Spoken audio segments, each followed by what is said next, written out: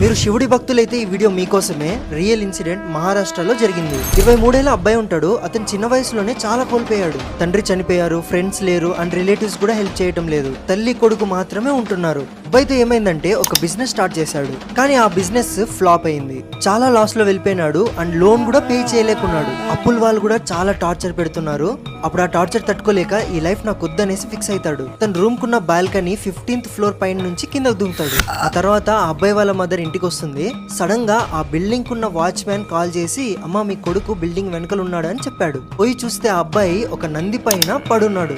అబ్బాయిని నీళ్ళు కొట్టి లేపుతారు. ఏమైందని అడిగితే, అమ్మా నేను నా ఫ్లోర్ నుంచి దూకానని చెప్పాడు. కానీ అక్కడ ఉన్న వాళ్ళు ఎవ్వరు నమ్మరు. సరే అనేసి వాళ్ళు సీసీటీవీ కెమెరా చూస్తారు.